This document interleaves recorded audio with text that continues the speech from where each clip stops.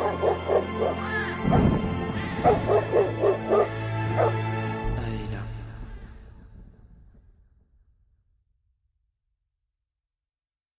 Épisode 5. Réflexion.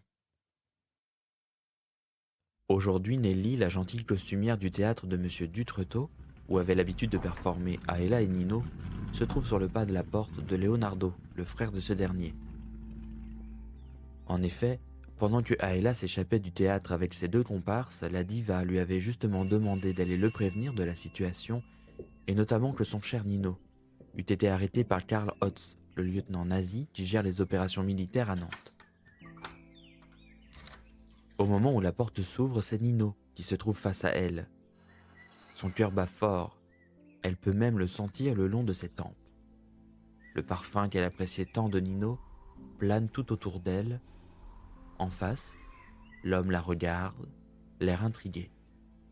« Bonjour, chère dame, à qui ai-je l'honneur ?»« Enfin Nino, c'est moi, Nelly. »« Oh, mais vous faites erreur. Je ne suis pas Nino. Je m'appelle Leonardo. Je suis le frère jumeau de Nino. » Le frère jumeau ? Vous êtes Leonardo, le fameux frère célibataire de tout temps ? Il ne m'avait jamais dit que vous étiez jumeaux. Nelly se retourne, regarde vers le ciel, prend une grande inspiration et semble perplexe. Réfléchit. Tendrement, un petit sourire vient se dessiner à la commissure droite de ses lèvres. Elle se retourne à nouveau. « Mon bon monsieur, je suis Nelly, la costumière du théâtre. Je suis au regret de vous annoncer que votre cher Nino a été raflé par les nazis hier soir. Malheureusement, nous n'avons pas de nouvelles de lui. Il n'a pas pu s'échapper. Ce qui n'est pas le cas de celle qui retenait pourtant toute son attention. Aïla, la cantatrice. Ce n'est pas vrai. Non, non. C'est impossible. Et Aïla, où est-elle ? Elle s'est enfuie.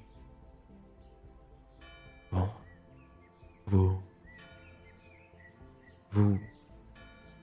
vous avez vraiment une petite mine. Bafouille Leonardo, résigné, dévasté, pudique. Il a les larmes aux yeux, le teint livide. Il ne peut cacher son désespoir. Nelly vient se blottir soudainement contre sa poitrine. Sachez, monsieur, je comprends votre douleur. Je vais me donner pour mission d'essayer de l'atténuer, si vous l'acceptez. Entrons et discutons un peu. Leonardo regarde la femme. Il la trouve entreprenante et de nature passive et sociable, l'homme apprécie le geste et laisse rentrer Nelly. Serait-ce l'occasion de faire une belle rencontre humaine, lui qui a toujours refusé l'amour ?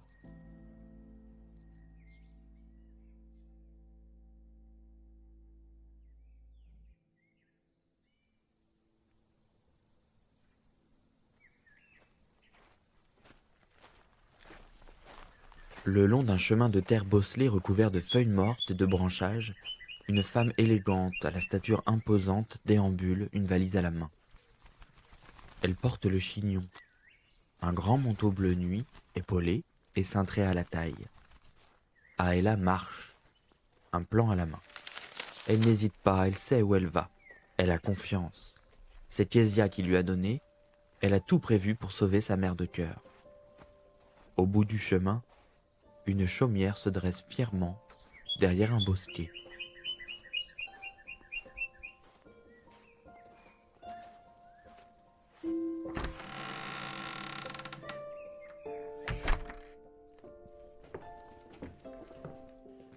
Aïla prend possession du lieu. Il y a là l'essentiel de ce qu'elle rêvait d'avoir dans ce moment où tout lui semblait perdu à jamais. Il y a même le téléphone. La diva a besoin de décompresser, de se détendre un peu après cette longue traversée, dans un bateau très peu confortable, mais primordial à sa survie. Elle a eu le temps de réfléchir pendant la traversée, mais beaucoup de questions se posent à elle.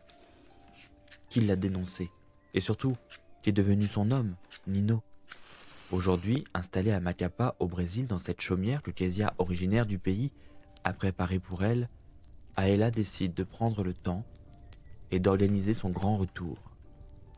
Parfois, une boule de haine lui monte à la gorge.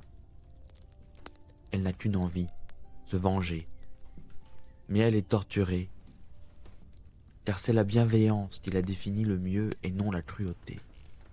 Cependant, elle qui s'était donnée pour vocation de sauver le plus d'âmes possible, ressent une injustice. Une terrible injustice qu'elle compte bien renverser.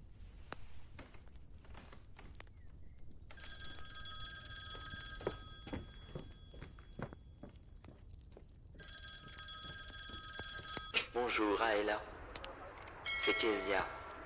Comment vas-tu? Est-ce que tu es saine et sauve? As-tu trouvé la chaumière? Oh, ma très chère Kezia, comment te remercier? Comment as-tu pu? Tu es tout bonnement incroyable. Écoute, je suis dans ta petite bâtisse, à Macapá, comme tu t'en doutes. Tout a fonctionné à merveille. La diva lui explique l'intégralité de son périple en détail, sa rencontre avec le soldat allemand qui avait été prévenu de sa fuite et qui a terminé son périple dans l'océan, la découverte de ces petites lucioles magiques qui la suivent partout. Elle lui fait aussi part de ses interrogations. Tu comprends, Kezia? Qui pouvait m'en vouloir? À part les Allemands eux-mêmes, bien sûr. Qui? Ma douce, écoute, tu ne t'en rends pas compte car tu es une femme simple, malgré que tu sois une vedette. Mais en plus de ton statut de star du lyrique, tu es ce que l'on appelle une belle personne. Tu es gentille, héroïque, généreuse, tu es riche et d'une beauté sans précédent. Et en plus, tu partages une idylle avec un homme des plus attentionnés. Les jaloux font partie intégrante de ta vie. Explique Kezia, le cœur sur la main. J'étais tellement obsédé par sauver le plus grand nombre en les faisant intégrer l'équipe de spectacle. Que sont-ils devenus d'ailleurs? Je n'ai rien vu venir. Enfin, pas avant d'avoir reçu cette lettre d'alerte anonyme. Quelle drôle d'époque. Sois rassuré. J'ai convaincu Ignace, le collaborateur de Nino à la maison de couture, de reprendre toute ton équipe discrètement. Ils ont tous intégré les ateliers. Aussi, écoute Aela, je vais te faire un point sur la situation. C'est un enchaînement de bizarreries cette aventure. Je ne t'en ai pas parlé, mais je surveille depuis un moment ton entourage. Et Monsieur Dutretot n'a pas l'air net. Dès qu'il a su que tu étais introuvable, il s'est tout bonnement échappé. Mais pas de chance pour lui, il a été rattrapé au Sable d'Olonne par les Boches et il est otage avec 10 autres personnes. Enfin otage. Il est surveillé de très près. Au moindre écart, ils s'occuperont de lui.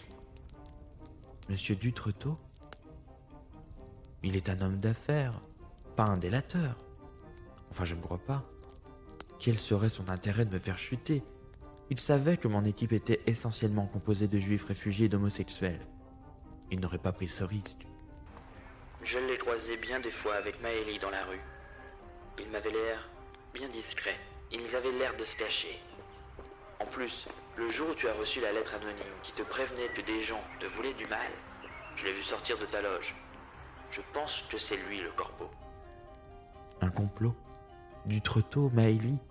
Et pourquoi pas Nelly? Eh bien justement, je n'ai plus recroisé ni Nelly ni Maëlie depuis ton départ. Je vais me renseigner. Ma chère Kezia, écoute, merci pour ton aide. J'ai besoin de respirer un peu. Parlons-nous plus tard. Aela raccroche le téléphone. Un frisson parcourt l'intégralité de son corps. Elle se lève, ses yeux se vitrent. Quelques sanglots l'agitent un peu. Elle essuie la larme qui vient d'humecter ses lèvres. Son rouge à lèvres s'étend sur sa joue. Elle allume une cigarette ultra fine qu'elle pose directement sur ses lèvres. Fini le porte-clope en ivoire et les cabrioles de star. Elle contemple la nature de sa fenêtre. Elle pense.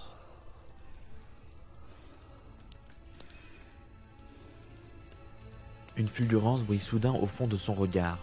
Elle se retourne. Son manteau vole derrière elle telle une simple cape de flanelle aux couleurs de la nuit. Elle descend vers la cave, au-dessus et derrière elle, la nuée de lucioles s'anime à nouveau. Certaines d'entre elles forment comme des bijoux d'or épinglés à ses oreilles, son chignon et sa veste. Aella, en furie, arrive, se stoppe net. Les accroche-cœurs et les boucles qui ornent habituellement son doux visage sont détendues et ondulent dans les airs comme des algues dans l'océan. Elle est essoufflée, de la sueur coule sur son front. Son visage est décidé, presque monstrueux, le rouge à lèvres bavant et formant une bouche asymétrique. On peut voir dans ses yeux les plans et les châtiments qu'elle réserve à ceux qui l'ont trahi. Devant elle, un établi. Il est recouvert de flacons, portant les mentions latex, cire. Il y a aussi de la peinture, un nécessaire complet de maquillage et des têtes en bois, supportant perruques et autres postiches. Son plan est lancé.